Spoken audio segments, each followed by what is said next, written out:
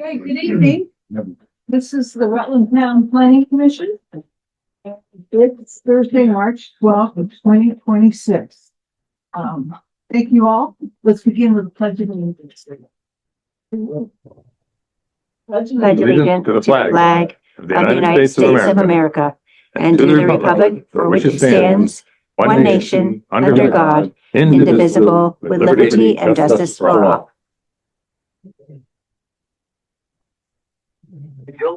Change the projection so that we can see everybody that's on. So that's over there. The person speaking is he's gonna do a presentation, so it's gonna be up on the main screen. Oh, okay. Yeah. Sorry. Yes, I can, but. Yeah, I wasn't looking. Let's do it Bill's way.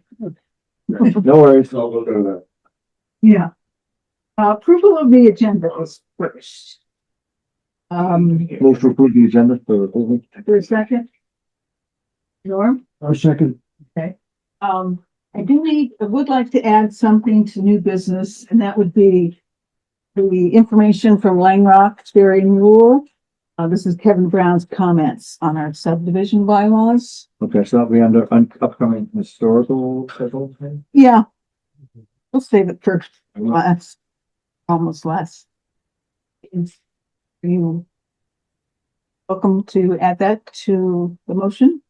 I would be happy to advise my motion to accept the agenda as amended. Norm, I accept the amendment. any discussion? All those in favor? Say aye. Aye. Opposed? Okay, public comment, I think you want to wait until the discussion about Super Walmart? Yeah, just here to learn and gather information and be supportive. Yeah. Great, great. And Scott and Claudia, do you want to add anything to the public comment? No, thank you. Okay. Who are Scott and Claudia? You folks from town? No, this is the family computer. No, I work for Walmart stores and I'm just monitoring the meeting for the night. Oh, great, great. He's looking over my shoulder. Yeah, I wasn't gonna I don't say blame that, him. David, I don't but, blame I look over my shoulder too. So make up you. Exactly. okay, well, let's move to the presentation with All right. David Grayck. Good evening. My name is David Grayck, and I'm the lawyer who represents the landowner, BAI Rutland LLC. Scott is with Walmart. He's just listening tonight, and I also have up on the screen Grayck Jewett and here. And Craig is with MSK Engineers. Craig is the chief engineer for the project. There are a number of supporting engineers in different disciplines and other professionals, but Craig is with MSK. MSK is out of Bennington. So I just want to tell you what I handed out, what you've been given. You might have recalled when we went through the demolition application, we talked about the Act 250 database, okay? And so this application is really large. It's a very large application, and we thought the starting point would be to provide you with the following documents. So the first document that I handed out on the clip is the exhibit list of documents filed so far. And so think of that as the table of contents. Yeah, that's it. You've got it, Mr. Hunter. That's it. Yep, that's it. So Just the, is it? Yeah. Appendix? no, that's the economic impact report. Nope. On the left beside me, you're right at the. You're right. I believe it's. Okay, thank There you. you go. So, and yes, Mayor. I'm going to call you Mr. Mayor, not Mr. Mayor-elect. I'm going to call you Mr. Mayor. Close enough. Somebody had three. Good. Okay. So what we thought would be helpful is if you have the list of all the exhibits which have been filed. If you have any interest in those exhibits, they are available from the Act 250 database. If you've never used the Act 250 database, you can call me. I'll navigate your way through it. You'll be on your computer. I'll be on my computer. I'll help you. Since you are the Planning Commission, and I know you have other Act 250 applications, and as well as you, if you're not familiar with it, it is an outstanding state resource. I always plug it. I don't own it. I don't get any credit. It's not like I have advertising on it. I'm just telling you it's a great resource. And if you want any of the exhibits which are on that list, that's where you can get them. And your assistant sent us a shortcut, didn't she? I think she might have, yep, to the Act 250 database, and you just click on it, and then you have to search, and the magic number is 1R for Rutland, 0661. And that means that the 661st Act 250 permit for Rutland County was issued to them all. So 1 is District 1, R, Rutland, 0661. Okay? And I believe that number appears on a number of the documents I gave you. So if you search that number, you will then see every permit that has been issued for that property, which still fits in a binder that I keep. I have every permit that's been issued. The demolition was the -17, right? So there was an original 1R0661. And since the issuance of that permit, there have been 17 amendments. The 17th amendment was the demolition, and the Walmart project is already applied for and has been assigned -18. So the Walmart application is 1R0661-18. Okay? Since we're not really talking about the demolition tonight, can you still give us a progress report? So permit was issued, and now we're going through the process for the Walmart project, and the demolition is going to be taking place probably commencing within this year or early next. So once the Walmart project proceeds through Act 250, that will then unlock the ability to really move forward with both projects. Okay. Okay. I thought the demolition was going to happen first, irrespective. Yep. And the demolition has been, the demolition's been authorized, and it has to occur regardless because of stormwater concerns. But then there's now an opportunity for some coordination and efficiency in that respect. So it's probably going to be a combined effort that kind of moves into negotiations with the contractor. If you've been up to the site, you know that Belden has put up fencing. And so, that's up there, and there's just kind of the whole scoping of the demolition project as well. So that's that. So you have the table of contents, which lists all the exhibits. You can find them on the database. Then the next document that I gave you was the Act 250 application form. So that is Act 250's new and improved application form. And it goes through all the criteria and sub-criteria of Act 250. And we thought, just if you'd like to just see kind of how the questions were then answered. And then we provided you with, Greg, help me out. It's existing conditions C103. C103 is the proposed conditions Oh, plan. So proposed site conditions. plan. Proposed conditions. And so what we would like to do is to kind of give you, with Craig, a presentation as to what the project's going to look like. And this really is our first public presentation of the project. All of these documents have been up on the Act 250 database, so they're publicly available, but this is really the first presentation of the project as it has now been applied for. So I'm going to let Craig take over, if that's okay. Good evening, everybody. I'll try to be as brief as possible, but please feel free to jump in with any questions. So the Walmart portion, the Walmart project is located on the southern end of the existing mall site. The project, outside of improvements to the existing stormwater ponds, is located within the existing footprint of the mall and the parking lot. So there is no expansion of impervious surfaces. In fact, there's a slight reduction in impervious surfaces as a result of the project. But the project is located entirely within the existing developed footprint of the southern portion of the mall site. Greg, are you able to share the proposed conditions plan? I think I can. Hold on one second. Why don't we Do that. This is what you have in your packet, what Craig's gonna share with us. Let's see. Let me know if you can see that. There we go. Perfect. So you have an oversized copy of what's on the screen. Full So size. what you see here for the C103 sheet is the site plan.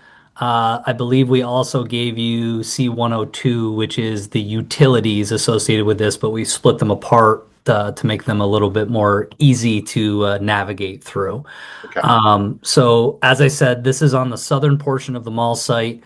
You can see the existing entrance down to the Route 7, Route 4 intersection. And what you see here is the general parking lot layout, the Walmart facility itself, which is just over 175,000 square feet. The aforementioned stormwater ponds here to the west of the sites, these are existing ponds that are being improved upon to improve stormwater treatment and associated discharge rates. So that the facility does include a drive-through pharmacy to the northeastern part of the Walmart facility. But for anybody who's been to some of the larger Walmart sites, not necessarily the site that's in Rutland City, but the Walmart itself has all of the amenities that you might expect, including a grocery store. There's a garden center down here in the northwestern corner of the site. And then there is the rear of the facility where deliveries will happen and truck turnaround up through here. So just for anybody who's curious on how truck deliveries will go, they'll come up the Route 4, Route 7 intersection up Diamond Run Plaza. They'll navigate to the back of the site, and then there's a turnaround area there which will allow them to turn all the way around and come back out the same route. So we also have the ability to navigate all the way around the site with travel lanes, and you can obviously see the large amount of parking that's associated with the site. So, Greg, this is Dana. Can I ask just for a bit of I don't know, logistical adjustment on your end? sure. When you're moving your cursor, can you slow it down? It disappears from the display that we're seeing, and it's a little confusing. Yep. Let me see if I can switch to the hand. That might be a little bit That's easier. fine. And just slow down your movements because it was cutting in and out. I think I followed it because I've oriented my own map that way. But I picked up the cursor occasionally and I was not where I thought I should be. So As you come up the Plaza Road, as you come up the Plaza Road, you take an immediate right. You'll come down this way through this portion of the site, and all deliveries will be in the back or the rear of the facility. The truck turnaround is this area right in here, which is wide enough to let the truck turn all the way around and come back out the way they came through the site and then off the site.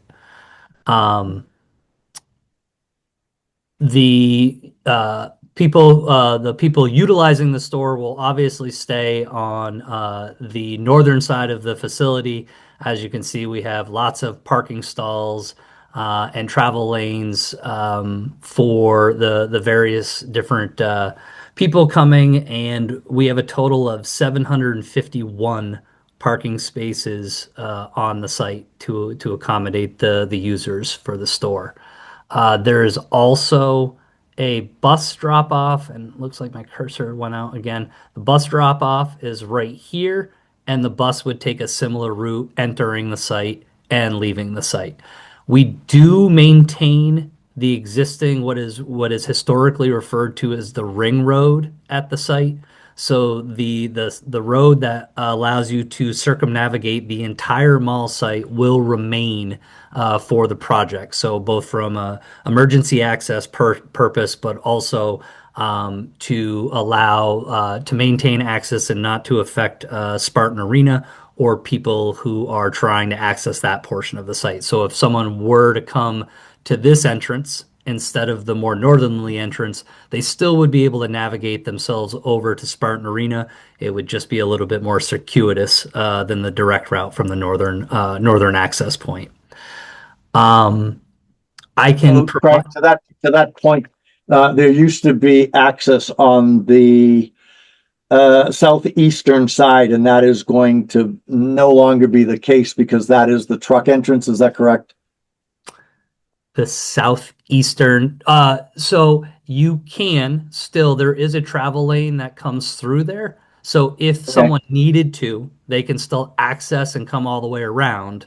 But unless it was necessary to get to the back of the site for some reason, that will really be limited to truck deliveries. But if emergency vehicles needed to get to the back end of that site, they still would be able to get to that southeast corner of the site through the new travel lanes in between the parking. So these travel lanes are 24 feet wide, so as wide as a normal road. So emergency access will remain, even though it is a little. There's a few more things in your way, so to speak, but the lane and the access will remain, and there will be access to the existing ring road off of the existing travel lanes in this location. Yeah, that's on the north. That's on the northeast side, correct? Where you would just add your cursor. So the northeast. So the northeast side is right here. That's what I said. Yep, the southeast entrance is going to remain. The ring road or the access provided by the ring road is maintained by the project. Yeah, I call that the southwest side Yes. because of my orientation rather than southeast. The southeast side that I was talking about was on the delivery entrance side of the Walmart superstore. Over to your right. Yep, over there. Yep, that there is still access there Yep. if somebody needed to come through right in that location. That's the side that's over by the Spartan Arena.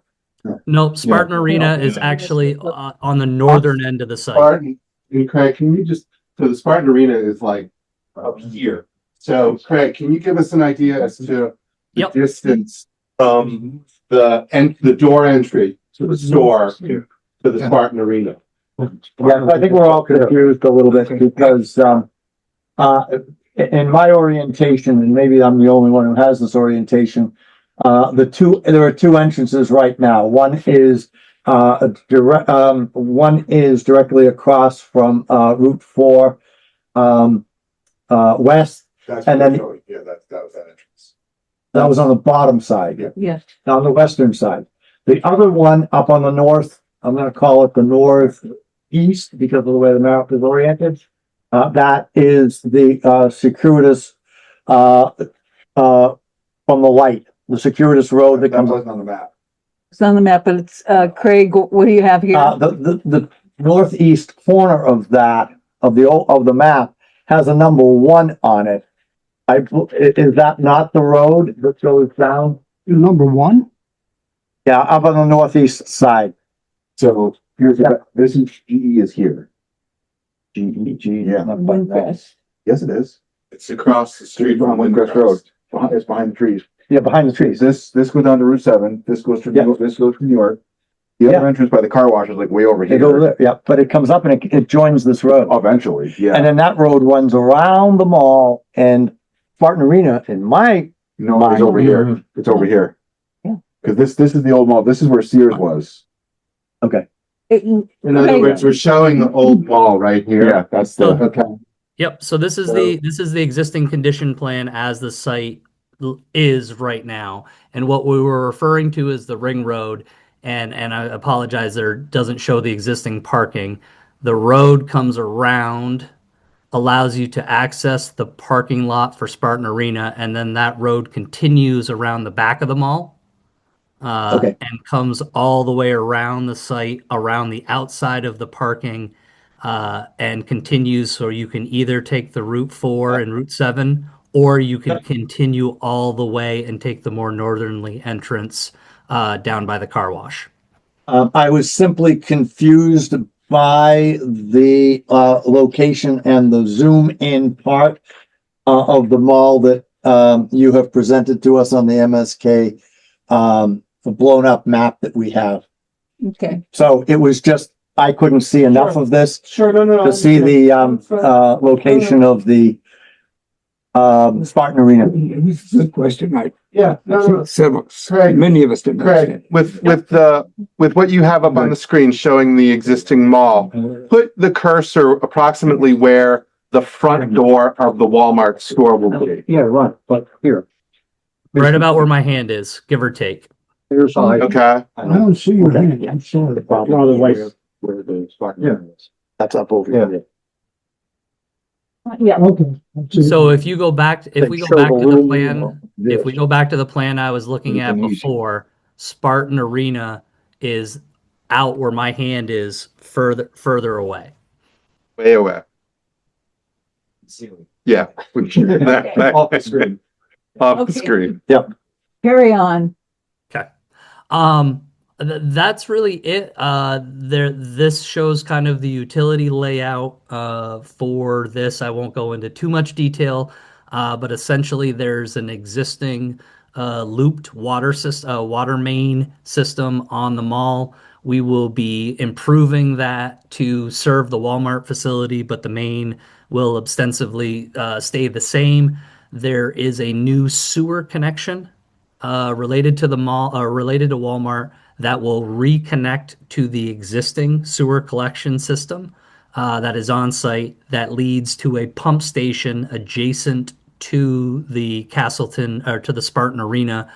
So the manner of discharge for sewer off the site will remain the same. We will just be providing some new infrastructure to have the Walmart facility connect to that. I mentioned the 2 stormwater ponds that exist out there right now. They will be enlarged slightly to improve detention times and overall stormwater treatment.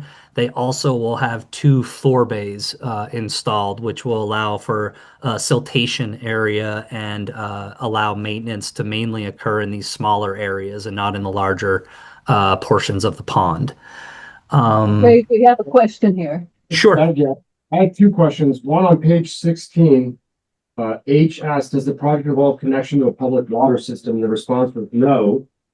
And then J below it says demonstrate the use of water along strip and measure will affect the water of existing users. And it states that you guys will tie into the existing water that was there. That's Right. correct. So we're not because creating a new connection. We're just going off of the existing connection and tying into that.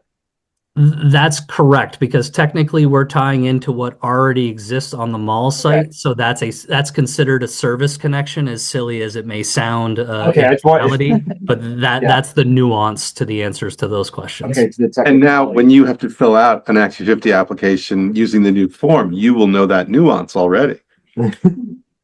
Another question though with the sewer, just given, I think we had some sewer, we had some sewer problems down in that area, right, of Route 7 going across At the car wash. at the car wash. Totally different connection. It's a totally different Totally connection? different Okay, have these Nothing to do. connections been inspected to verify there's no issues from it being dormant for 10, 15, however long the mall's been shut down? So there was a sewer main inspection that was done for the main that is between the Walmart site and the pump station that still serves Spartan Arena. So Spartan Arena and the pump station associated with that have remained active. Okay. We reviewed the sewer main to make sure that it was still viable for use, which it is, and then we will be connecting into it. So we will gravity out of Walmart to the pump station by Spartan. And in fact, the pump station has been recently rehabilitated. So it has all new pumps and slide rails and controls. So outside of the concrete structure itself, it's a brand new pump station. Thank you. Yep. And Craig, just briefly, We have all our Department of Environmental Conservation permits, yes? That is correct. We have all DEC permits and approvals required for the project.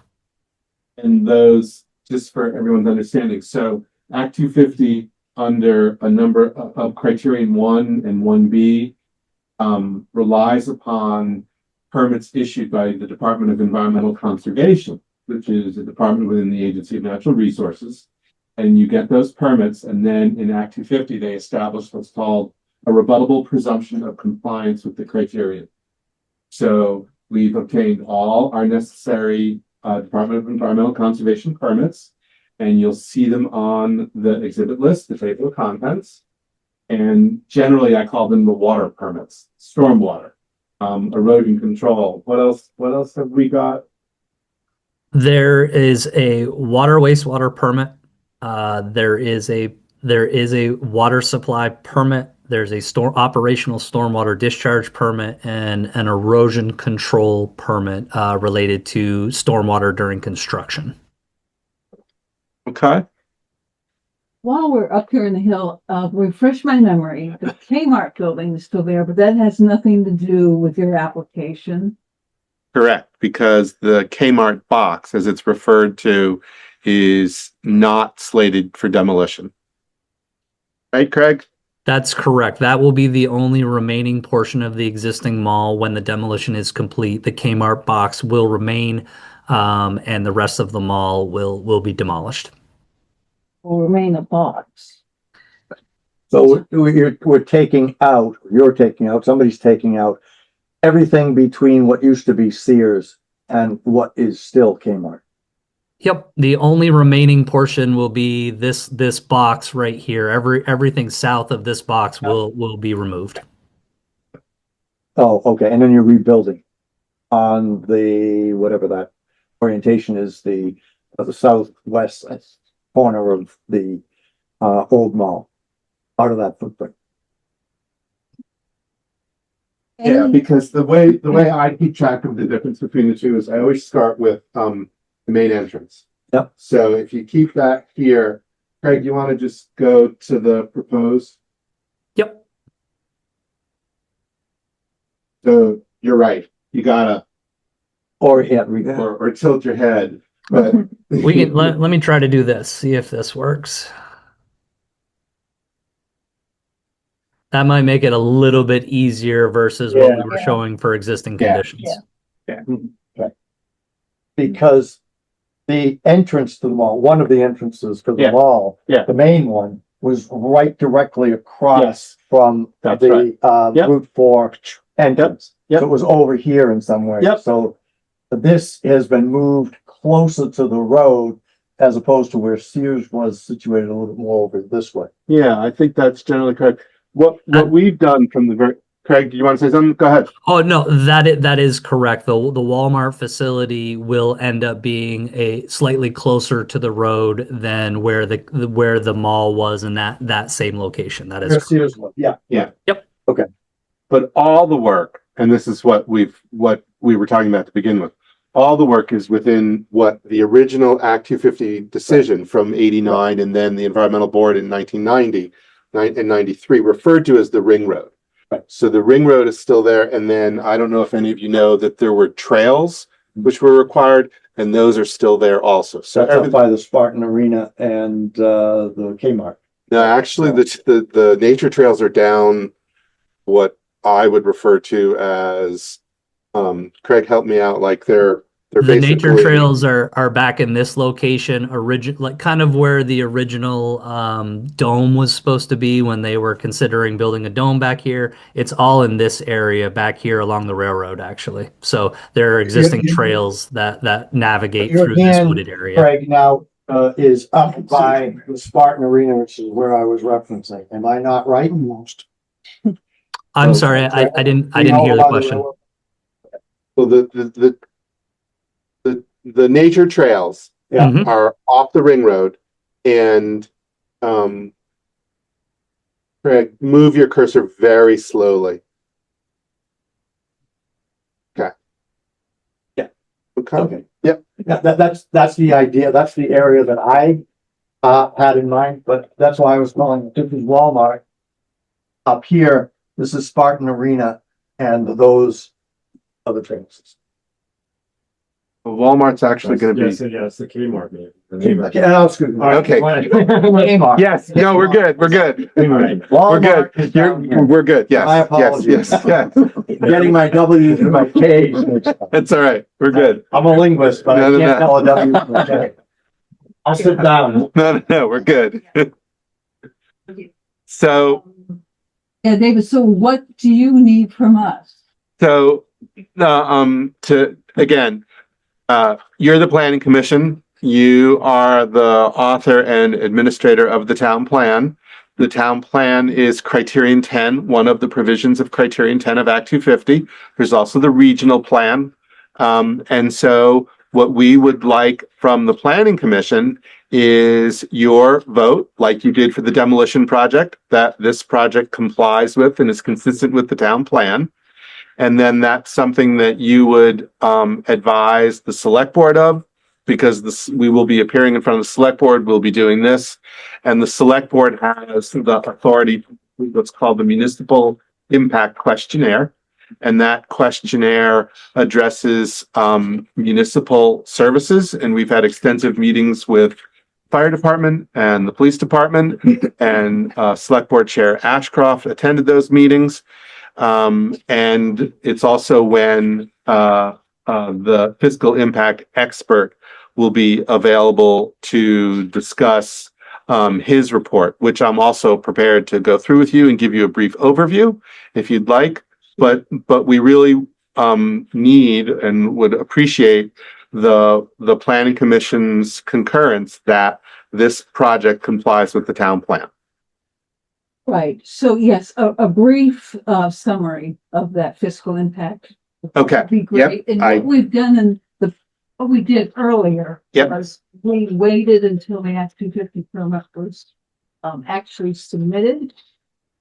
The process got going before we took our vote.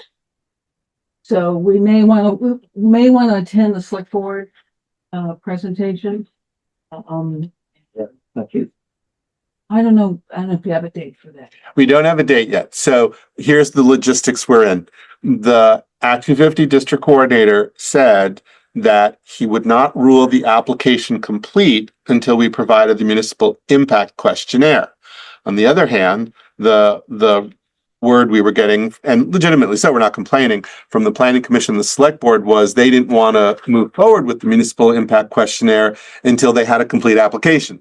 So the compromise we've struck is we're going to make sure that we have filed everything except for the municipal impact questionnaire, and then move forward with that process to make that the final piece of paper, which we'll file with the Act 250 Commission. So that's a long way of saying, I hope we're going to be before the select board within the next 30 to 60 days. And I think that's pretty realistic. We got in the impact question? I'm sorry? Doing the full presentation. Select board, 30 to 60 days. Okay. Okay. So, So we should attend that. Yeah, if folks are available. So the fiscal impact study, a quick summary. sure.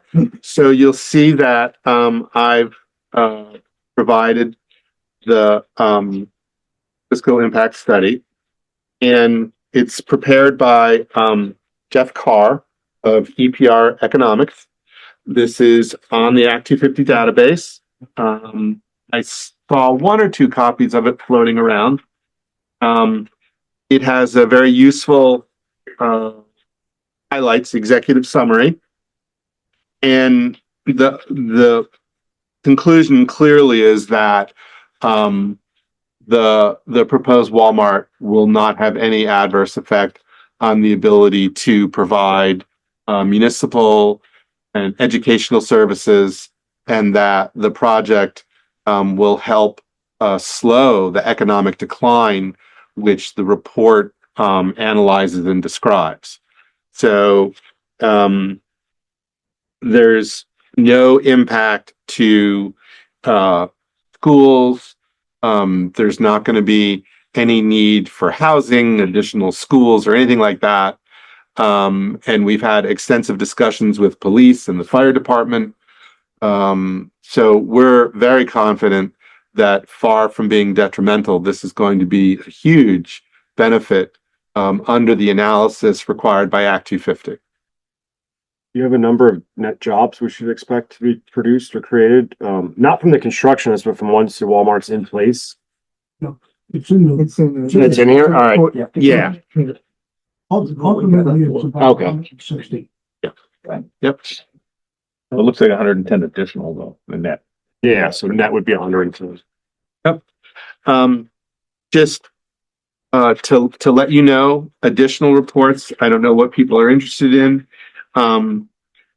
You'll see on the list there was a noise assessment done. There's going to be a berm built between what I call the back of the store. Remember how Craig was talking about where the trucks are going to be? Mm-hmm. There's going to be a berm between the back of the store and the houses on Windcrest Drive. And that's laid out extensively in the RSG report. Sorry, I didn't hear that. The berm between what? Between the back of the store and the residences on Windcrest Drive. Okay, thank you. Yep. You had mentioned that in the previous presentation. Yeah, I drove Windcrest. There's a berm and also a noise wall that's gonna be installed Yes. with it? Okay, Yeah. so it's a Yeah, 50 it's the noise wall. on top of the berm. Yep, Yeah, all right. yeah. Just a clarification, page 6 of the report said 125 to 150 new positions. Yep. New Yeah. positions. Understand, keep correct. It's new. I'm just quoting. No, thank you. Thank you very much. I mean, if we're gonna be talking about numbers, we might as well get the right ones. Sure. Rain. Right, Sure. So then there's been a traffic report. The traffic volumes are well under what was authorized for the mall. So traffic was one of the easier issues to address, but there's nevertheless a report, which is Exhibit 58. And then you've probably, if you've heard of anything about Act 250, you've heard about Criterion 8 aesthetics. Mm-hmm. So there is a report. It's been it's on the database. It goes through an extensive description of the character of the area, existing vegetation, and what's called the Queechy analysis, which actually originated by the attorney who got them all permitted, Mr. Daniel Hershenson, famous in my area of practice. So we have that. There's also an analysis by Fitzgerald Environmental regarding concerns around rare or irreplaceable plant species. So that's been inventoried and there are no issues there. So that's just an overview of the supporting reports. And those reports, while they're not rebuttable presumptions, like the DEC permits function in much the same way. They establish compliance with the particulars of the Act 250 criteria, which the reason why it takes a long time to get an Act 250 permit is because it's a really hard law. And former Senator Jeffords had a lot to do with it. So there you go. There you go. Any other questions? Howard, do you have anything? You've been able to hear and see everything from home?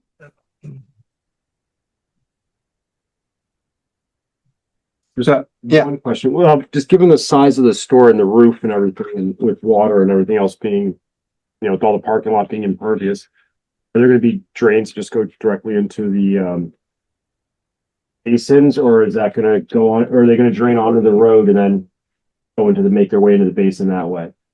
There are roof leaders and direct connections to the proposed collection system. So all roof runoff will be collected and piped to the collection network. There won't be anything shedding off of the roof. Okay. Well, it's like 100,000 gallons if you get an inch rainstorm, so it's quite a lot of volume. So Yep. I would just Totally agree. Just to kind of reiterate too, that site is existing impervious right now. So when an inch of rain falls in that parking lot, it does produce the same volumetric numbers right now. So there is a slight reduction of overall impervious area for the total site. So I won't say there's a reduction in stormwater necessarily, but a reduction in overall impervious area when we're done with this project versus what's out there currently. Okay, so, David, I think I speak for the group in saying we'd like to see the select board presentation. And we will take a vote as soon as we can after that, at our earliest, meeting. One other question. So we've got the Super Walmart. I saw there's one in Troy. I think there's probably one up in Burlington, maybe. I'm just trying to think, where's the next nearest one? Or like, I mean, because this is probably going to attract a lot of people from like Castleton and like even in like Western I thought this was the only one going to be the only one in Vermont. In Bennington. Bennington. All right, so there. Well, yes and no. Bennington does not have an automotive center. Okay. Okay. So if you want to see a store that has an automotive center, like what we're going to have here, you should go to the store in Saratoga. All right, but that's how far. So anybody that's in between us and Saratoga, they're gonna have to, we could potentially get those people to come over. You will, the economists, as well as Walmart personnel with their confidential data that I don't see, but generally speaking, people who live halfway between Saratoga and Rutland will have a choice where they want to go to get their oil change at a Walmart Supercenter. Okay. So, it would be reasonable to assume that certainly the market area, if you do a circumference around the store, I don't know, I could speculate 20 to 25 miles, something like that. I don't know, it might be more. The Economist has a report that basically says, this is a store which will draw heavily on Rutland County. Yeah. Does that mean, if you go out Route 4 and you're in Port Edwards, are you going to go to Saratoga or you're going to come back here? I don't know. I was thinking, on the other side of Killington, right? I I mean, once you're over there on Killington, it's like then they even get over to New Hampshire and like the BJ's or something over there. Yeah. That's going to attract people over here. So as long as we're accounting for that, influx of potential additional, absolutely. You read the Economist, Jeff Card does a fantastic job explaining that. And the Walmart store, it doesn't have an automotive center. That's the only reason why I was just clarifying that. Well, I didn't realize that they do oil changes as part of the automotive. It's not just a battery tire shop like Costco or something, but it's an actual Full service. yeah. So I'm pretty sure there's going to be pharmacy. I know there's going to be pharmacy, and I believe there's going to be optical as well. At least that was in the report. Yeah, that's it. So I know you have scheduling constraints, so I will defer to the chair, but I'm able to, go through the town plan if you want me to, or if you want me to not do that because you've got other things to attend to, I understand. This evening. Yeah, How long do you think? I could do it pretty quick. Okay. I don't know if I'll go name that tune quick, but I'll do it pretty quick. What is the definition of quick? That's right. We're going to find out quickly. So to understand what the town plan does in Act 250, right? There's what's called criterion 10, and it requires that a project demonstrate consistency with a town plan. The town plan can also be what's called a clear written community standard under criterion 8, but I'm going to stay focused on criterion 10. So what we do is we go through the town plan and we look to see, is there any provision which says straight up, this type of use in this location is prohibited? Well, your town plan doesn't say that. Okay. So then you go to the other side of the equation and you try and find provisions where you can demonstrate consistency. So I'm going to run through those pretty quick. You don't happen to have your town plan in front of you, do you? No. Okay. So I'll just hit a few of them.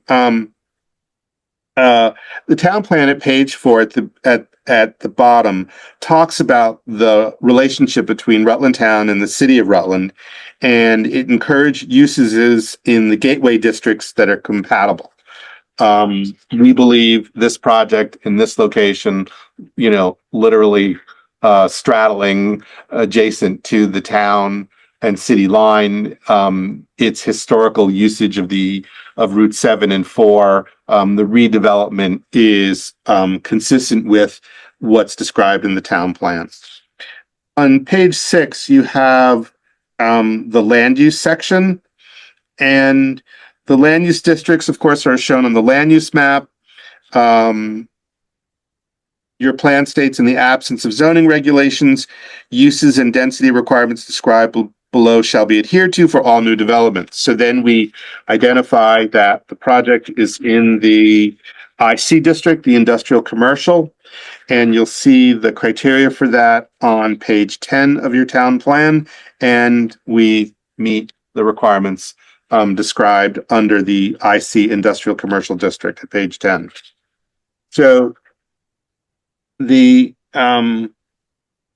plan then goes on to talk about the importance of US 7 and 4, and we've had the report by the transportation engineer, Erica Wygonic, Dr. Wygonic. She's got a PhD in traffic engineering, and I highlighted that. It's on the exhibit list if you have any interest in reading that more on traffic.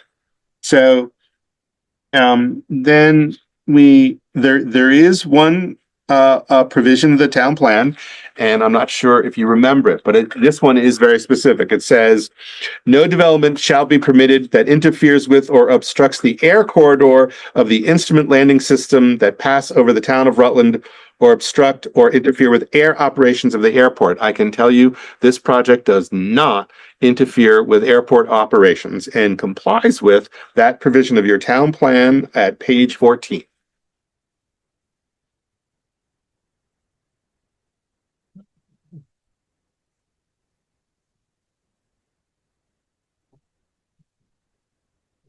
So your town plan talks about education. As the fiscal impact report will show, this project is not going to cause any impact to the school system. Your town plan talks about economic development. It's a goal to increase the economic vitality of the town, including new business development that balances with environmental concern and the provision of public safety. And again, we believe we've met that as readily shown by the supporting reports, as well as by the meetings and consultations we've had with the police department, as well as the fire department, and the close cooperation between the Walmart staff and the fire and police services. The store manager was part of the group that met with police and fire. There have been extensive discussions, so we are very confident that we are working with fire and police to ensure public safety while bringing back and building a big store. This is a big store, and clearly it will be within the town boundaries. So we believe that, again, if you look at page 22, Rutland Town public officials have demonstrated their commitment to proactive economic development. And that's, provide support to prospective developers during the Act 250 permitting process.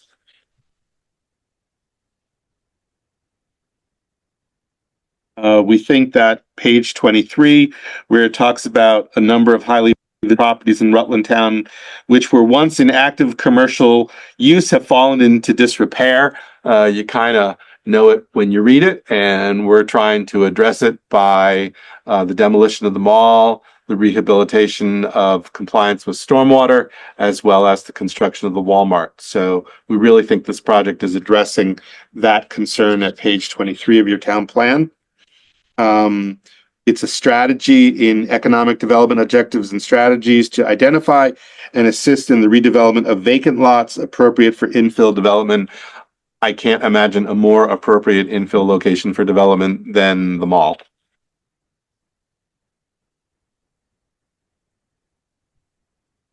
And, you know,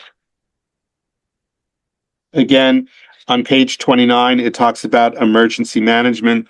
Again, I can't tell you how appreciative we've been by meeting with police and fire, and we believe that's been fully addressed, and we'll welcome the participation of the fire department and the police department with the select board.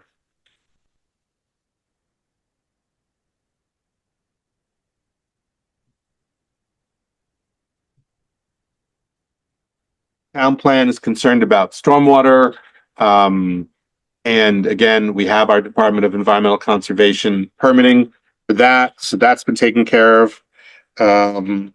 The project, the Spartan Arena is there and will continue to be there. And the Walmart project will not in any way, interfere or require any changes. So the town plan talks about how important the Spartan Arena is, and it's we're really looking forward to bringing people back to the location.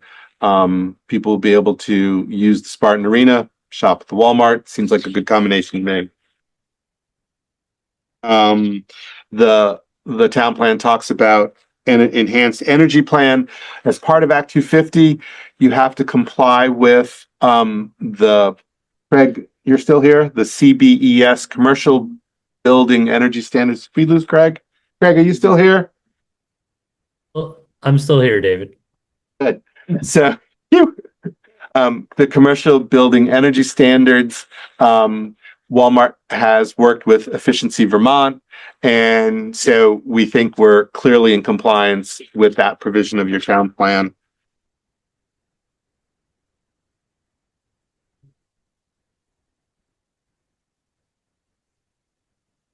And I think that's where I'll leave it. We think the project is a really good redevelopment of the former mall site and that it meets the requirements of the town plan. And don't forget, we'll be doing this with the Regional Planning Commission. The Rutland Regional Planning Commission has the Rutland Regional Plan. And so I've already been providing information to the executive director of the Rutland Regional Plan, and they'll be reviewing the project as well. I have a timeline on that. I was curious. It's part of, the very end when we are able to get a complete application determination. So, I haven't been in contact with Mr. Neary recently, but we've been providing the experts' reports.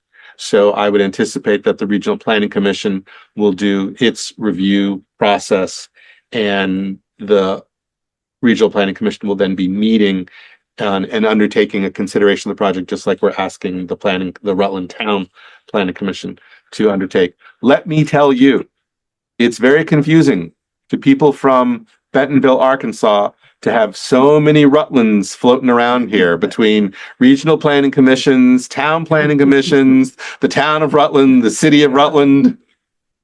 But they're very appreciative, and I've educated them, and I really appreciate their patience in putting up with me as I educate them as to the differences and the nuances of all the Rutlands floating around here in this project. Is there different criteria for the Rutland Regional Planning Commission then? So it's the Rutland Regional Plan, and I'm happy to go through the plan and show it to you. Not because I know the Planning Commission here has its own concerns, but by and large, the Rutland Regional Plan on a regional basis is looking at many of the same issues which are addressed under the town plan. That's what I was wondering. Yeah.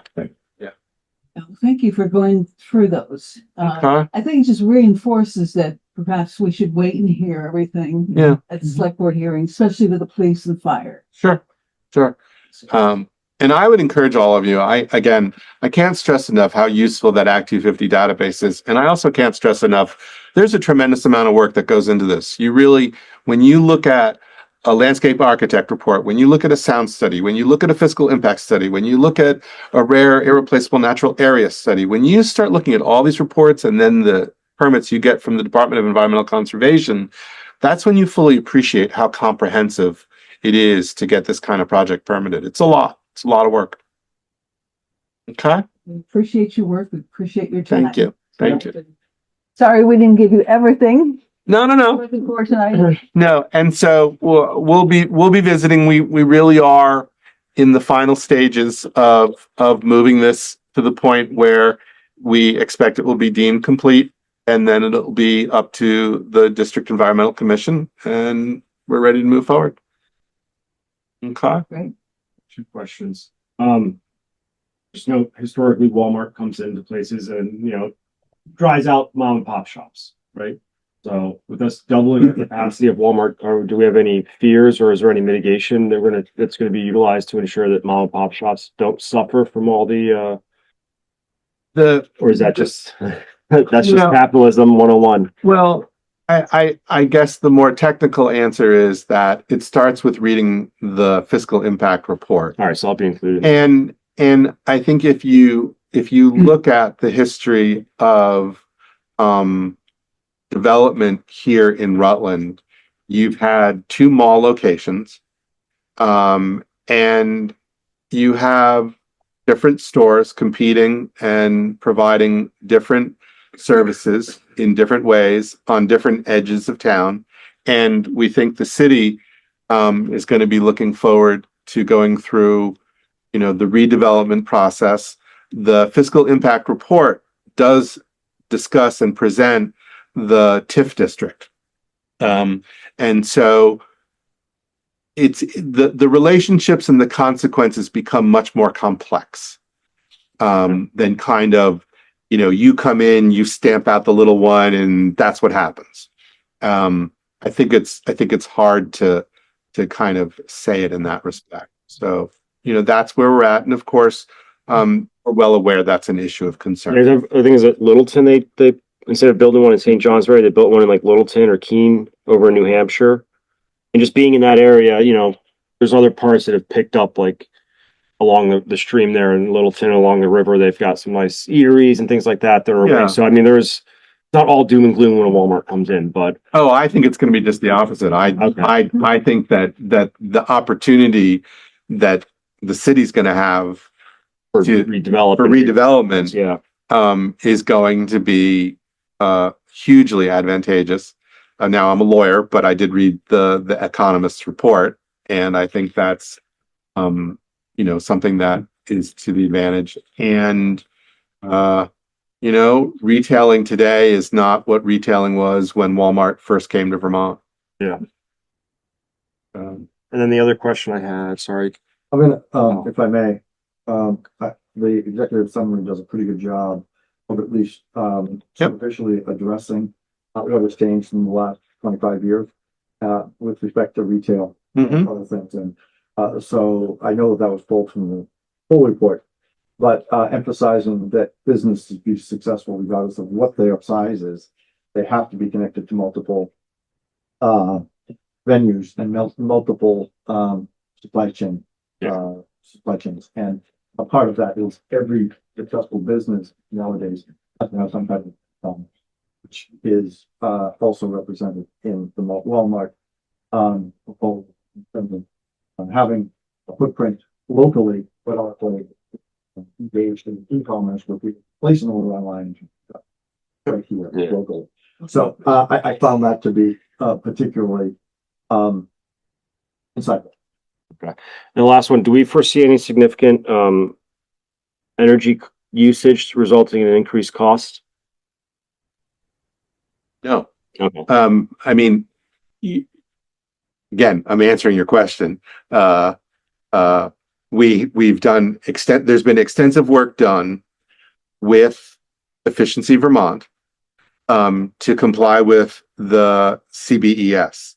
And I think you're an engineer. Try to be. You try. All right, so I mean, you know what the CBS, state law mandates, title, I don't know whether it's in the PSB statutes but in any event, there state law mandates that new construction, new development, there's both a residential energy code and a commercial business energy standard.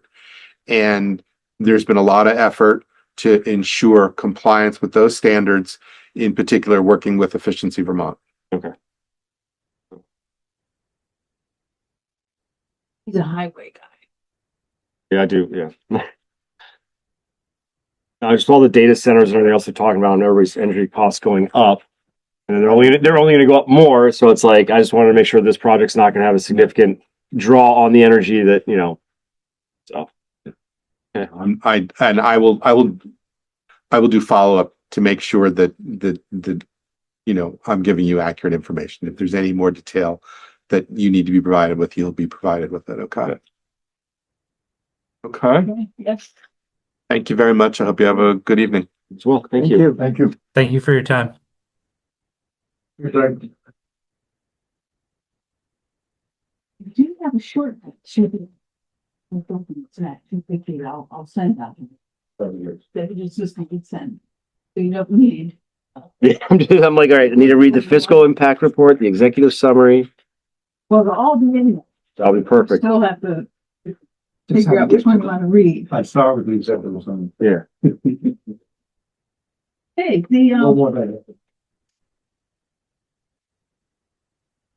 going somewhere, Norm? He's leaving. Oh. What is your Okay, the pocket park. 558. So we're down to developing best practices. That's a work in progress. I'm looking at that. Some things off AI and that sort of thing. Yeah, Andy. Before we get to the parking, let me write out my. You want to just quickly go over what we're going to look at before we give an approval to this one project? I got part of the fire on your police. Is there anything else that we're going to look at before we decide whether we want to? No, he cited all of the portions of the town plan. Yeah. That, we say, yeah, it's in conformance with that. So why are we not doing that? Well, the presentation hasn't been made to the select board. I haven't heard what the fire police said. Okay, so we want to hear fire and police? Yeah, Okay. we might as well just hear all of that. I mean, and then it can be a quick vote after that. Right. The other thing, just one thing that he said was that they've been working with Efficiency Vermont. Does that mean Efficiency Vermont has signed off on something or? Efficiency Vermont will not sign up. Well, I didn't think so. That's why. What he means. Working with the I know what it means, but To comply. does that with- comply? Does that mean No, to imply comply with- compliance for us? Building With standards. the comply with the building standards. So Yeah. I think what he's referencing, because I know this from my energy position at Brock, is that there are standards for businesses, commercial, and there are standards for homeowners. And Efficiency Vermont does an excellent job of providing folks with guidance about how to make their footprint as environmentally reduced as possible and to conserve as much energy as well as save as much money as possible. So in my extensive work with Efficiency Vermont, I would say that if he has contacted them and they have been providing guidance, that would be good enough for me to understand that Efficiency Vermont is telling them how to go about installing various pieces of equipment and various energy efficiency. That wasn't really my question. Okay. I mean, my question was, Understood. yes, that happens, but does his just saying, they're just saying we've been working with Efficiency Vermont, does that cover all the bases for us? That's what's happening? As far as our enhanced energy? section? Yes. Well, he said it as far as energy. Yes. Yeah, I don't think it's really applicable to our enhanced energy section. It's Okay. just more about renewal, where renewables will go and that sort of thing. So I think if they if they're abiding by the building standards. Okay. Well, and They energy have to. efficiency, Yeah. whether they're using solar It- panels or it- whether they're using. It really, it doesn't matter what it is so much as does someone have to check that this is really done, that someone's followed the advice of Efficiency Vermont, or was it okay just to talk to them? That's really what I'm asking. Nothing else. Well, okay, No detail on it, just. yeah. And Andy, I mean, you're right. The select board's going to turn to us immediately and say, criterion 10, yay or nay.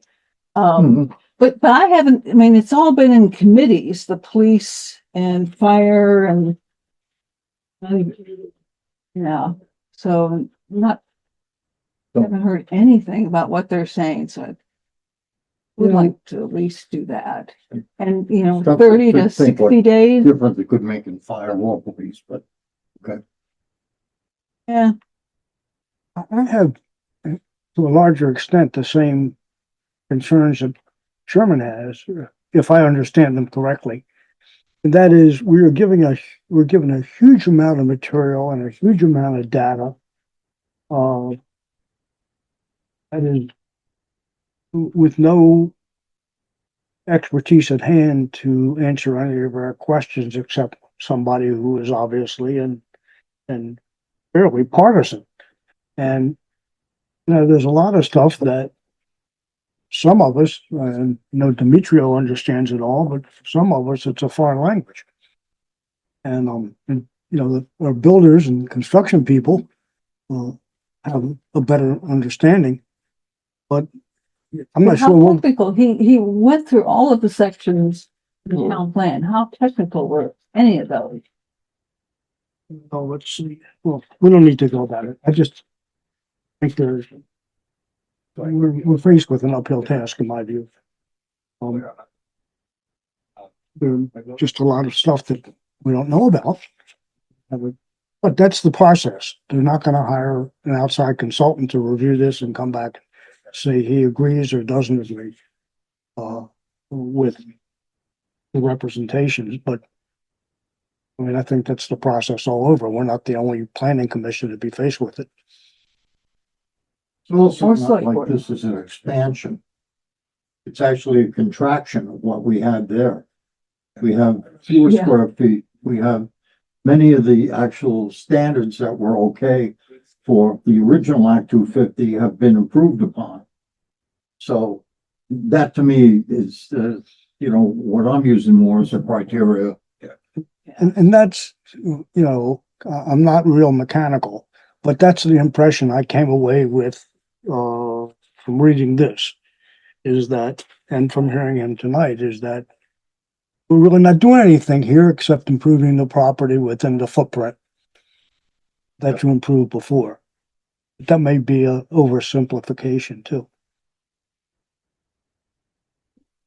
How much? I think it's an oversimplification, really. I'm sorry?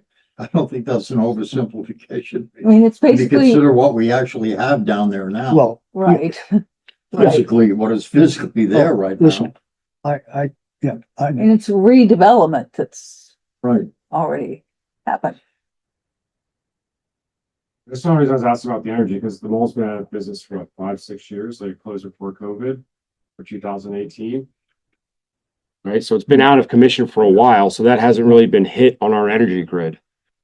Right, I mean, it's like we're having a huge, Longer than we that. don't have huge developments going up that all of a sudden, we've got 20,000 new people coming in that is now impacting. So I mean, our energy demands have gone up, and then now with the Walmart adding, that's going to only add to it, which is why I was asking, like, how's it going to affect all of our energy bills, right? Well, he spoke to With the energy efficiency, it should keep it down, but And everything else is beyond our purview. yeah, It's the Public Utility Commission. yeah.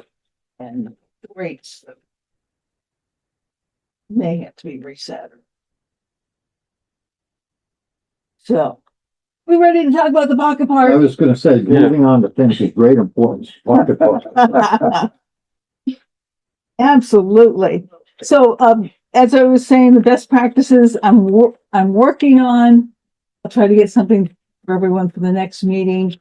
But, there are examples out there. How many words per sign? And, some of them say it should be written to a 4th or 5th grade level, but most of them say 8th grade. I think the 8th grade, and other things. And I think, when we get to this point, when we distill all of the information we're getting from tribes and historians and such, when we put together something, I think we can pay to go out of house and get us a graphic designer who has expertise in editing content of this sort. To just do a finishing touch on that. And that same person could give us ideas of what it should look like. So still working on that one. The Mary Ashcroft and I have had a series of meetings with Green Mountain Power about the pocket park. And the last one was exclusively about the kiosks that they're buying for us. And we're all assuming this would be out at the entrance. And we're looking at opening the park this fall. So Green Mountain Power has a vendor that they use. They've done other parks around the state. And they need they need at least 4 weeks notice, if not more. So as soon as we can get to them a rough idea of what we want the kiosk to look like and its size, and then any other elements to it, the better. And hopefully we can do that tonight still. Sent you some examples. Did any of those? I liked, Your, there was one I saw, I think it's like the 8-sided, right? Cause it had like, oh, it was, but then I was thinking about it and I spoke to, we saw it last night. Spoke to Bill and it's like, that might be too much, right? Cause then it's going to be stagnant. So I was thinking if we could reach out to the Indian reservation and see like, do you guys have like full moon ceremony? Like, are there certain traditions or things that we could utilize like for a calendar? Like, so every 2 months we may have something new that goes up, therefore reducing the footprint. But without really knowing that, it's kind of hard to determine like, do we want a lot of space or do we want a little bit smaller space that we kind of cycle through different things, on important holidays or things? More than $18,000, at least through that one vendor. And I don't know if either one of the vendors I sent you or what GMP uses. So that's probably way past what they're willing to pay. I'll go out there for a few weekends if you guys want. And that one needed a crane too, right? To install. Norman's Alexander. I share what you want. I spent a little time looking at signs. I went around the area and photographed signs and sent them to Barbara, both kiosks and various freestanding signs and various sizes. I suddenly got very intrigued by this. And I was hoping for a 8-sided kiosk, or 10-sided actually. Center kiosk with 2 sides, and then 4 wings coming out, which would be 8 sides. And then later this afternoon, after looking at all that, because that would accommodate a lot of information, maybe too much. Yeah. So maybe we want just the center and 2 sides coming out, which would give us 1, 2, 3, 4, 5 platforms, so to speak. But on the middle website that she sent to us on her email, I checked and it was $18,000 for a kiosk. Now maybe that's their charge, maybe it can be done cheaper here, etc.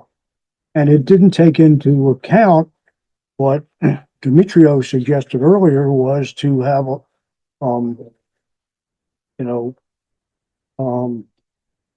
barcodes and things like that on it, and what that involves to install that, and all that kind of thing, and you know, and then the artistic design, this was just $18,000 for Just the wood. just the wood and the installation, so there's a lot of thought to be going into it. So this is what I think, would be most appropriate for kiosk at the entrance. Some recognition of GMP and them giving us the land. Something about flooding and some sort of notice about if they have any question about if there's flood waters, they can check this out. Something about combined sewer overflows, because some people are going to be surprised when they get there and they smell sewage. So a little information about that, a map of the trail going to the picnic area and the overlook. Maybe something that says the park is being monitored by Rutland Town Police. A carry-in, carry-out policy kind of thing on there, and a brief intro to greet people there. I'm not sure I think we should leave everything else to, my idea is to leave everything else to signs along the trail and in the park. All of the historical things. Because this is at the entrance and we don't really want to create a bottleneck there. Yeah, Sherman. that was consistent with my thoughts, that we want something relatively simple at the entrance because, first of all, because we're not a big, we're a simple place. Everything small. Yeah, it's small. So if we get a large kiosk is going to be misleading and difficult to maintain and requiring more work. But if we had something small with the information that you talked about there, and maybe space for just some reference to an additional source of information if we decide to have it elsewhere in the park. Right. What GMP says, they normally work with H shapes. The letter H shape. And it's usually 4 feet wide, 6 to 7 feet high. It could be single or double-sided. There is like a plexiglass door that's bolted. So it's locked. It's not like a padlock or something. They do, that plexiglass does need to be replaced every year or two. And they left open the question of whether we wanted a roof. It'd be kind of nice. Yeah, it would be nice. Yeah. And like I say, I convinced my wife to go kiosking with me. And we visited 6 different kiosks recently. And I have to say, the one closest to us right here is the one that really, and I'll pass this around, it's a 3-sided kiosk. So it gives you roughly 3 4x4 panels. And it's right up on the road. You take Marble Street out of West Rutland. Okay, You just head right out, and there's a swamp out there. right. And there's a large nature trail that goes across the swamp. Yeah. So I'll just pass around. You guys take a look at that. At the There's no boardwalk. $20,000. I was saying, yeah, this is, Yeah, I like that. That one's simple, right? So you have 3 sides, which makes it extremely wind resistant versus a standard H panel. Okay. It's much stronger. It's simple to put together. That wasn't among our choices, and I would have picked it. I was going with the 2-sided ones because. Well, I got some pictures of 2-sided ones. There's a nice one over on the Castle Rail Trail. Yeah. Right at the entrance to the rail trail of South Street. I took a look at a couple up on Lake Bomazine, which is one very large one there, 16 feet long, could easily have been 8 feet long. Yeah. What are the dimensions of those, Andy? Just 4x4x4. Okay. 3 4-foot sides, which would give you nice. How high what do you was want to it? say? A nice way to have it, About different. a 2 foot height on a 4 foot. No, it's about a 4 foot roughly height. It's about 8 feet, it's 8 feet to the roof height, Tom. I'm just talking about the panel itself. Yeah, that looks like, it's about 4x4, give or take. I disagree. I measured It looks, oh, okay. It looked like a rectangle, not a. Not a- One of those optical Well, illusions. it's slightly smaller, yes, but it could just be 4x4. I mean, a lot of them, when you go, there's some, I have some, don't wanna go there. All squares are rectangles. but Like not all there, rectangles are see, I mean, squares. that's the rail trail heard one that somewhere. in Castleton. Yeah. Yeah. And that's down, that's about 5 feet. Yeah. Height, but I mean, that's 6 feet wide. That's a two-sided. That's a two-sided one. Yeah. And that actually takes quite a bit more lumber than the other one. Because it's got double posts on each side Yeah, whereas, to yeah, strengthen it. so. Can you send me the West Rutland Marsh one that you just showed us? Can you send me that Picture. photo? The triangle. Can I send it to you? The Sure. pyramid one. Yeah, and I'll send it to you. Sounds like a Yeah. scheme. Yeah, I'll send it to everybody. Since you said pyramid one, I'm like, sounds like a scheme. No. Yeah. But at any rate, so that would give, the West Rutland one would give you 3 4x4 panels. So that's Yeah. 48 square feet of, And display G&P was space. pretty Yeah. serious about locking the content in, so just be like, just really, okay. I mean, really, not very deep boxes. I think is Yeah. what they put on But there. do all sides of the kiosk have to be regarding the indigenous? I mean, is the entire kiosk is for indigenous? Or no? Okay. No, Okay, so it's gonna be more. So we could have that, and they would also kind of like do the history of Rutland, and then like where we were with the indigenous people, and kind of how on we the transform kiosk that. or on other sides. And that's where I think having the walking path, if we're able to like use the kiosk to get their attention, and then like, by the way, if you go to the walking path, we've got barcodes and things like that. You can continue your Give them something search. to do. Yeah, exactly. To And draw that, them in. and that's where I thought like, even though we were thinking like the big one, that's where I kind of had to rethink. And I'm like, yeah, if you have a big one, then it doesn't change the information. People aren't going to want to come there because you've already seen it. You've already done it. Like but it's like, oh, if for Thanksgiving, they have a different, they change the signs for that. And then come spring, they have some different signage for that. So as seasons change, there's certain, indigenous holidays that they want to be, making us aware of. That's an opportunity to kind of change the signage so it's not the same information all the time. Yeah. Seasonally. Yeah. Which reminds me, maybe the kiosk can have a calendar of events. Yeah. And that's why the other thing I was thinking is like, would Who's gonna they, change all this? Us, that's it. Yeah. It's going to be done electronically or? Well, Bill, With neon lights and everything. No. but would they be interested in coming out, maybe doing like a moonlight, I don't know if they have like moonlight, ceremony or something like a, a No, rain it won't dance or be something like that, but Well, the reason I asked that is that then we've got to have maybe the recreation department, I don't know, but somebody regularly keeping it up and regularly checking either with us or the select board or what the content will be. I mean, it's. With we do have a rec department, so.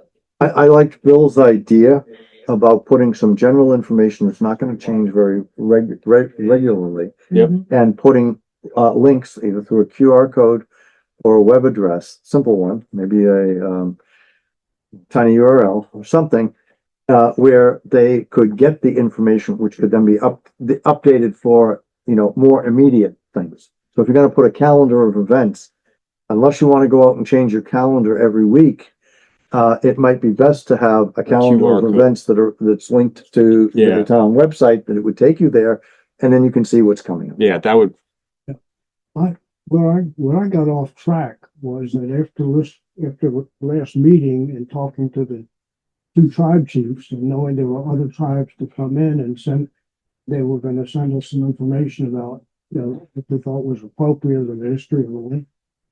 That's a lot to put on a website, and that's why I was thinking of multiple wings or arms or whatever. websites are cheap. We had asked them for information, and somehow we're gonna have to distill that down. Now, maybe, I'll try and send you folks a couple of signs that I had thought were suitable to be on the path, on the walking path, that don't need to be changed. And, don't need any barcodes or anything like that, the historical stuff.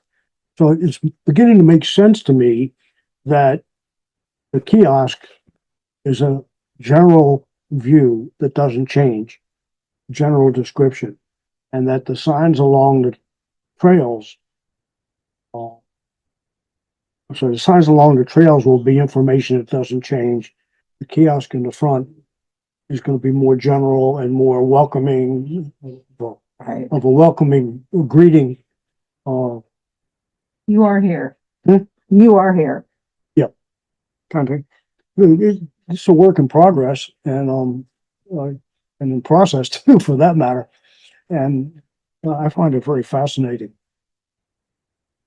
Maybe we have to just find out from these different groups what they want to put up there and distill that into square footage. And then the square footage then that would really determine the type of kiosk that we would ask to be built. Well, I think, haven't we kind of decided that we're not going to be drilling down that much? That the kiosk, which would, the one at the entrance, probably the only kiosk in the park, not that big, would be mostly general, information that's an almost permanent information out there. And a greeting. That's And then we're thinking of other signs. Yeah, there are For all other ones there history. now with flood control. Yeah. I was there today and there was the warnings on flooding. There's a number of small signs like like parking size signs that are already there in place. It's like, yeah, I don't know. Mary's trying to get some of those moved because, yeah. I was simply gonna say that what I heard when I was in Rutland, which I guess was good. And what I heard was primarily that if we find artifacts, they want to be known. Anything else, they will give us information that we asked for. And what I thought I heard was that the most pertinent, germane, and long-standing information would be an historical blurb about the importance of various tribes, and maybe just an outline of where in our area those tribes are located. That's all I'm thinking of in terms of putting up on the kiosk for Native American presence in the area. And if they want to provide us with a URL, then we can put that up and they can link to other sites where they can get more information about it. That's what I thought I heard. It was pretty simple. But we weren't talking about a kiosk with them. We were talking about signs in general. So, yeah, So I'd am I wrong, like the group, Barbara, or is that correct? you are not wrong with the messages that they gave us, but I don't think they were thinking all this has to go on on the kiosk at the entrance. I think we led them to believe there'll be additional signs throughout the park. They were going to give us the names of the tribes that lived in the area, Right. Historically and even now, which I know nothing about. I don't know about any of you folks, which I thought was of great interest.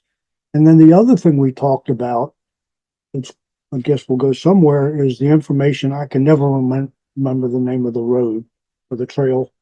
Crown Point Road. Crown Point Road. But that was a key bit of information that we wanted to communicate. That's on April 2nd.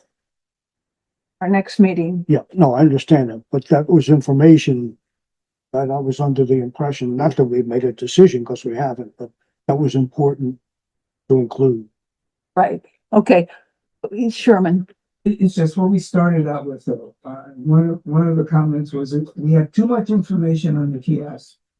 It's going to be two things. One is that if there are a number of people there, there's not everyone, let me say, like very few people will be able to read that. Oh yeah, that's another thing with the best practices. It's like they'll give you about 45 seconds max. Yeah. So I think we need to say, have the information that you had, and going forward, we will have something that said that'll just mention that the indigenous people lived here, Mhm. and there's more information Right. to your left and 10 feet away. Yeah. Maybe we're all saying the same thing. It won't be a The same lot of information. information Exactly what I was saying. on the kiosk. Okay. But yes, it would mention, it would clue them in that there's other information in the park. Yeah. An introduction. Yeah, it's an It's a introduction. preface. Yeah. Okay, so are we okay with, the kiosk that Andy found in West Rutland? I think so. I am, the It's only, got a roof. the only thing I was gonna ask is, have we been provided any information yet from the tribes from last meeting? No, Okay, and then moving forward, we're gonna facilitate the we'll facilitate and assist in putting up that information, but that's gonna be information they have to provide to us. So it's not gonna become our job of well, updating it and stuff. I mean, if they have to give us the information. So it's kind of a two-way street. So like they gotta help us give us the information so we can then go out there and put it up, right? yeah, but we don't want to hand over control. Right. No, Like, no, we don't no. want to say, oh, Crown Point Road, just give us what and they give us, 6 signs worth of information. Yeah, So no, but I mean, we're still the editors. yeah, no, we're still in charge of it, but they have to provide us that information they want us to put up. We can review it and, Right, and it's not, and they're all Abenaki? Abenaki. Well, I know, we call it I want to say Abenaki. both pronunciations are correct. Yeah. Whether you're in the north or in the south. I thought that went from David, I think. First chief of the stuff. So there's 4 bands of Abenaki. Right. And there's also another tribe that's based in Massachusetts, the Stockbridge Munsee, who also had a huge presence here. It's also like the Stockbridge Munsee were like the southern, well, actually went up as far as Addison County. And, the Abenaki, they were here, maybe not even as extensively as the Stockbridge Munsee. But suffice it to Talk say, about Mohawks too. well, I think they convinced us that the Mohawks, Had been around. they conducted scouting missions and raids. But And they didn't were, have a permit. right. And they would prefer that they weren't mentioned, in too much detail. But the Stockbridge Munsee is going to have a lot of things to say too about the region and what was, how long it was inhabited, and what the Indian villages look like and all that kind of stuff. So we're gonna get a lot of information from both the Abenaki and that tribe that we're gonna have to weed through. Yeah. What we really want to be sensitive to is not having information up that has to be updated. Right. We want to minimize maintenance of what's on there. Maintenance. Although the Abenaki did mention it would be nice if we considered the current, things they were doing currently in Vermont too, which maybe, that goes on the kiosk, like for upcoming A date and events a stuff. description. Yeah. Something Yeah. short like that. Yeah. That could be a link to a website. Yeah. Upcoming events for the event. The Stockbridge Muncie. or whatever, go to this website if you want to learn more. I mean, that's what a lot of good interactive sites do. They give you brief information you can read in 45 seconds. That's your attention span. But I also understand that you have to catch somebody in 45 seconds or they're lost. It doesn't mean that you have to only put 45 seconds worth of material up there. If it's engaging and you take them someplace, they will spend more time. I'm not a market researcher. Okay. Okay. So back to the yes, Bill. So I think about kiosk a lot. So some of the things I thought is like we've been talking a lot about the Native Americans because that's kind of all we've had to go on so far as the presentation. Right. But my thought was like we talked about some of these massive kiosks and I'm like, that's not a good plan. We need something a little smaller when we want to go, but have like a Native American section, Didn't see your picture. a marble section, a railroad section, a power section, a history, military section, and be like a little timeline about where things were, and then some links to some resources, and that's about it. On the kiosk. On the kiosk, yeah. Like Native Americans appeared here, and some facts about the history, and then you know, everything and settle around here. We have military, we have power, we have and do some of the facts about that, Yeah, and some bullet points about it, and then give links to other things that people can go see. But I think if we overwhelm this thing with too, it's just gonna get lost. There's too much. right, right. People aren't gonna read that much. Yeah. Should we link to Okay, the yeah. town? We can link to the town plan too, to show like where we've come from and now where we're going, right? No. We've got maps. We've got links back. I know. That'd be. Yeah, good idea. So back to the kiosk. What do you need from us, Barbara? They said even back of an envelope type dimensions. And you know, the list I read, do you want a roof? Yes. So this was GMP now. This is GMP. Yes, because they want to order this. Get things going. Order Andy's. And get it going. It's right up there to be scaled right out, 10 minutes from here at the most. Okay. So front and back with the roof, right? Three-sided. Three-sided roof. It's three-sided. It's 3 sides? Yes. Well, the center and two wings. The picture. Yeah, it looks like this. Well, let me Look at the picture. It's that. 1, 2, 3. Nothing on the backside of the wings. No, it's not in the middle. It's all, And we don't have to use the middle is just, 3 sides with it's for kids calling a in. lot of right? information. That's where the gun As goes. we need it, we'll use it. And we can put pictures or other stuff Yeah. there. Yeah. See, Yeah, maybe even inside, you could have something underneath. Like, Oh, okay, that's 2 sides, which that's. You see, you can see the 3. triangle up there. Uh-huh. Okay, that's up in the, See, a picture's not worth 1,000 words. You didn't bring the, Oh. you didn't measure it while you were out there? I'm sure I did. You did? That's why he was telling me that I was wrong. And that's why Demetria was saying that all squares are not, all squares are rectangles. It's 8 feet to the roof. I got it, I was put on my plan. 3 sides. Yes, 3 sides. You can tell by the roof. Okay. Yeah, it was hard. I didn't get a good shot, obviously, It's a of, triangular. yeah, and there it is from a like distance. I've seen like these videos where they show like 2 lines are the same size, but then they move them along, Yeah. Well, and it's like, Thank you. oh, which one's bigger? It's like that one. It's like, Yeah, nope, it's it's just like one of those. So this is the one for, Well, I wrote down 3 panels and then I just. Okay, so I think we're set. Oh, you don't know the I place. think so. You don't know Okay. the place. Do we need to vote on it or anything, or? but there's not a hole up there. I mean, Oh, we're let's not, make a we're not motion. talking multi-thousands here. So I move that we decide to pick the kiosk with 3 sides that is very similar, if not the same as the picture that we have.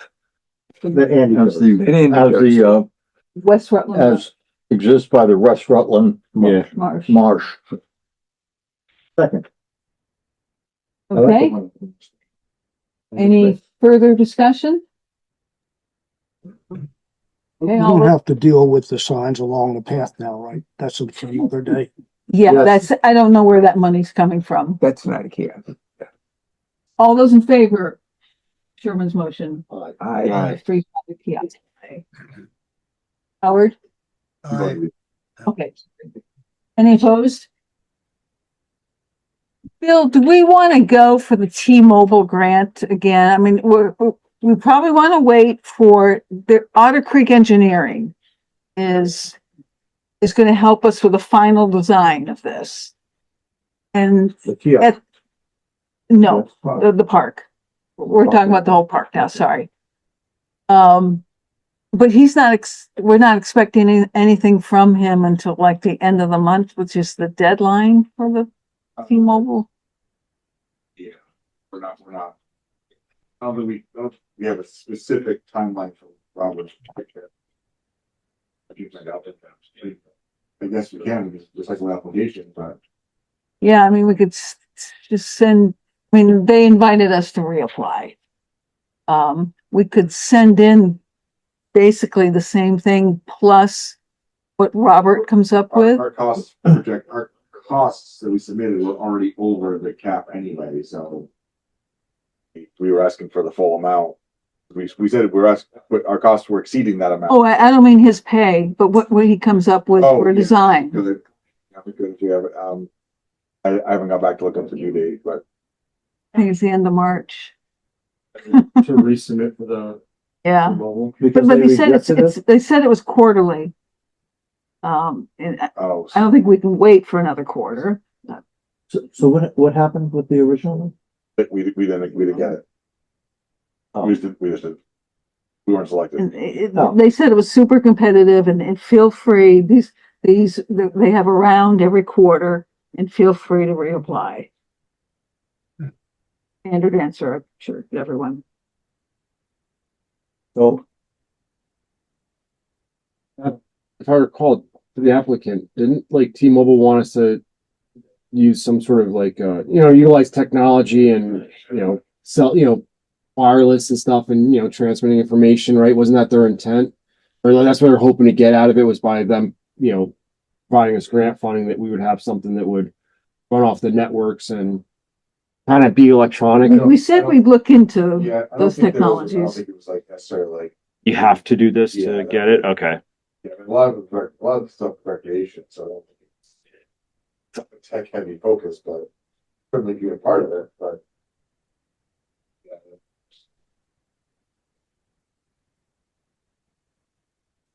Well, could you get kind of a timetable from Robert and then we can, If it's up, then it's in the month, we just resend it. I'm just saying. we could just resend the same thing.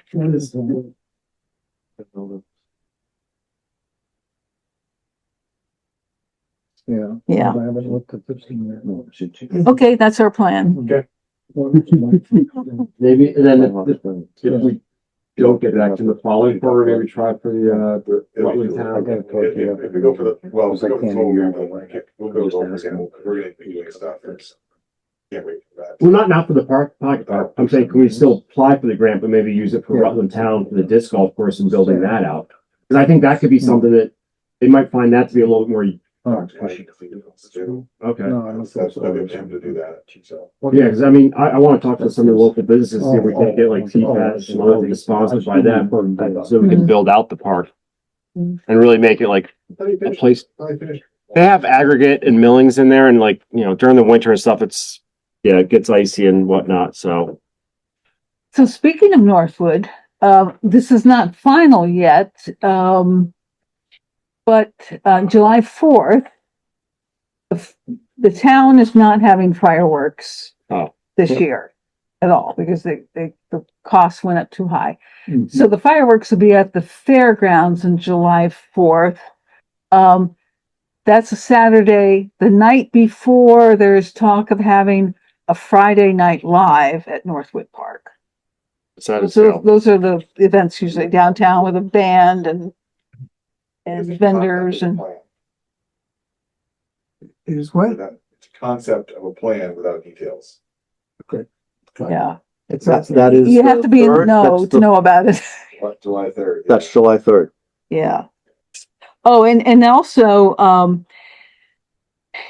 do you folks know the covered bridge on the East Pittsford Road at East Creek that's just sitting there? The old covered bridge? The salt shed. Yeah, Yeah. it was, yeah. Who's going for that? Are you doing that work? Jeez. So there's restoration of that Yeah. and moving it to Northwood. I'm gonna give it a try. Moving the covered bridge? Yeah. Where is that bridge? Come on. Look at that. It's on your desk, right in front of you. There it is. That's it. Yep. Go on. Okay, keep going. It's across from the soccer fields. That's what I got. Kind of, yeah. Kind of.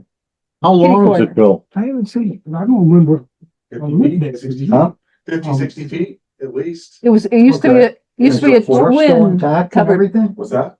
The floor still intact? We had a study done about 10 years ago, and that was the concerning part about it. It was 10 years ago, and nothing hasn't moved. So I'm sure it's more concerning now than it was back then. But I don't know. We own the land it sits on. No. And it's ours. But I want to do something with it because it's gonna fall down. We don't do something with it. And It it used, was used as a salt shed, It right? was, yes. Okay, I thought it was. and it used to be a twin bridge. There were Yes. two of them. The Yes, one in was the picture. destroyed in a flood. Yeah. I saw a covered More power to bridge you. down in south of Vermont. I can forget the name of the town now. And they built it and then slid it over into place. Yeah. It was Well, quite an operation. We were building a phone site right there and it took like 3 weeks. They had this thing curved up a and grant program that It's- they're interested and to see it. But we're gonna apply for a grant for the study to see what it's gonna cost, and so I'll pay for a study to see what it would take to restore it and move it, and then we can take that and apply for a grant to actually move it and do the restoration work. Where is the? where would you think of putting it out there? It's on Southeast Pittsburgh Road. Across from the polo field. Yeah. It looks like a barn. It looks like Yeah, a yeah, it looks like a tumble big, down shed long right now. shed. Where would it move to? Norfolk Park. Nothing, yeah. That's. There was some talk of moving it to the pocket Well, park. I really thought that'd be, so that was my first thought, but So much for the pocket park. That's quite a big kiosk. Yes. no. It would take up more space than we have. Yeah. No, I'll have to go right across on the old abutments. It's too short for that, but Oh, I was actually, that's what brought me to this organization for the grant. I said, how, to actually put some steel suspensions across that with the deck and then put the bridge on top of it. So it sits there so you can walk through it, but it is absolutely not gonna hold any weight. So, but yeah, that was my first thought, but that's moving it across town and stuff. That's not gonna happen. So I'll settle for Rutland. The Shelburne Museum doesn't want it. Like us $1 million just to move it up there. So They also have 2 covered bridges up there Yeah. already, so. Yeah. So we could build another one for the price. Yeah. Was not. been seeing it going. All of Woodstock, Yeah, the one that got. yeah, it would almost make sense, don't you think, to take it apart and reconstruct it? I'm gonna try and get money for a study to look at our options and go from there. Yeah. Yeah, especially if you can buy old wood. I know at the old barns though, people have set it up to where it's like, hey, come get the wood. You know, they'll have people come. Okay, so there's no historic wood or anything in there that people would. It's 1840, 1850. But Yeah. we're not looking to get rid of it. Okay, yeah, we're not But it's just sitting there, not doing it. Yeah. So I need a new shed in my, but not that's. one board at a time, you can take it up there. No conflict of interest.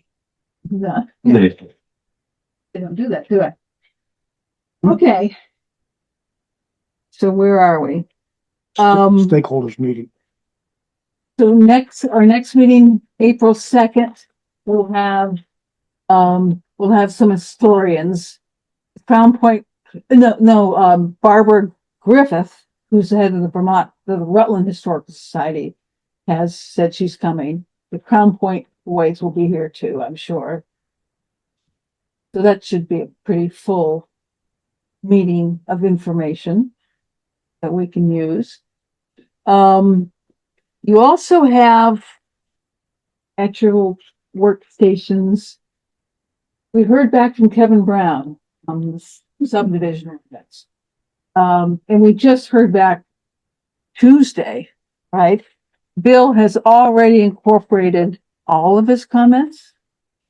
So you've got Kevin Brown's another long email with everything that needs. Only 9 pages. The last one's like what, 27? Yeah, it was longer than the bylaw. So we should feel good, right? Only 9 pages. And Bill's incorporate, oh, I see it. So yeah, the color version. The was yellow are additions, the red are deletions, and the green, there's one green where he didn't make. We have to fix the sentence. So we just need to fix some out, but that's it. There's only one. Okay. But everything else is some additions and a bunch of deletions, like. So we don't want to go through this tonight. Nope, we don't. Cold. Nope. What's the next? We do, but we're out of time. Delineate clarification, is that what you said? Is one of those. One. I wrote on there, need clarification.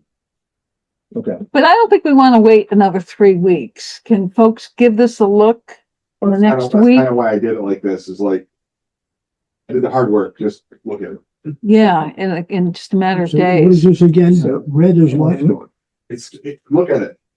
Red is delete. Red Yellow is, is. they're all, add. they're all got strike throughs on it. I made it as easy as I could. So You'll see. by next Thursday, if you get comments, anything you see that, I'm sure Bill did a perfect job. Oh, yeah. Kevin email like section by section by section. and do Right. this and do You this, got that and for that's what I reference. did. Did you get one of these? I didn't get one. I was checking my email. No, it's not. We didn't even see it when you got No, it. it wasn't on here. Is there I got a picture one. copy? Okay. This, Oh, is this the email?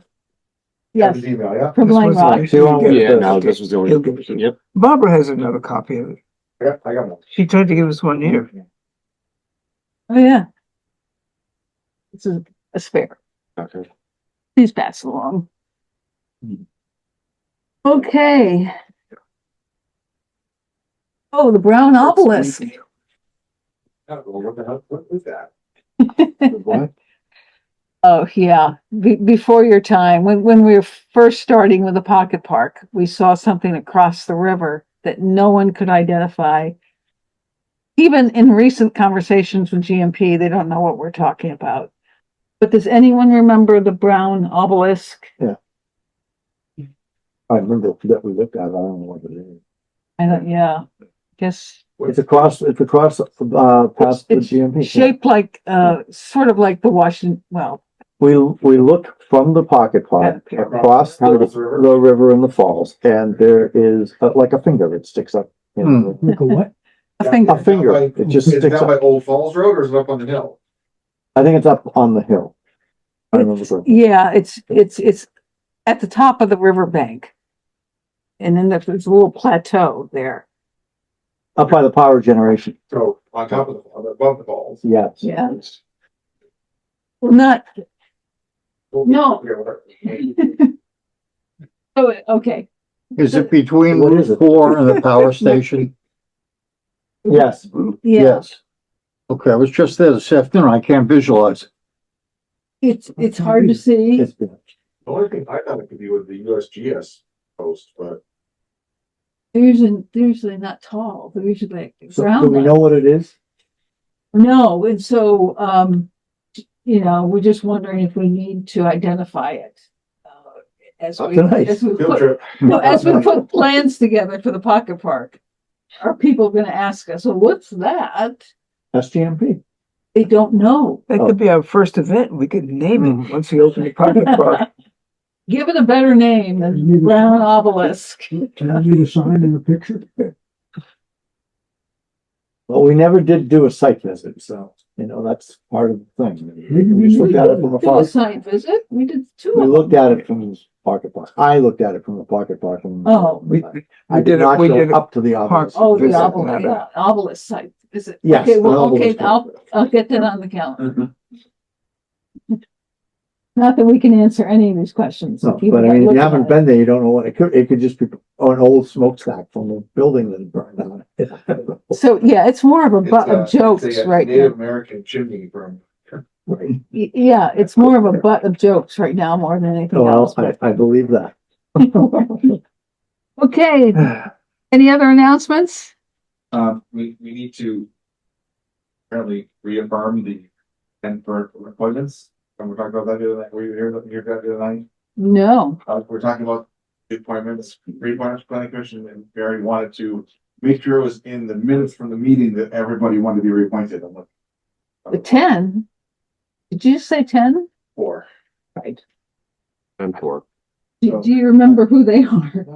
No, that's where the problem. It was like Jerry, Sherman, Mary Beth, and I think Norm. No, I think I am. You. Yeah, I think I'm good to this one. But we talked to everybody then, and so Everybody is good at being reappointed, right? Yes? Okay, Yes. good. Done. Yes. Move on. Well, two are missing, but, Well, we talked to them last time, like, we talked to everybody last time. oh, okay. Well, was Jerry here? Yeah, Okay. Are you two okay? with Yes. Being reappointed? Absolutely. Good. I'll make a motion to, All set. To- I'm all good. I'm good. oh, you don't need a motion? Just, it's that what I need. Okay. I thought you needed a motion. No, she's wanted in the minutes, so like, we just talked about, them. Okay, got it. You wanted to be able to put it in the minutes, that's. All current members that are up for, reappointment have agreed to serve another. Yes, that's what it is. Okay, There we go. the minutes of February 19th. Move to approve. Second. I yield. Yield to my seniors.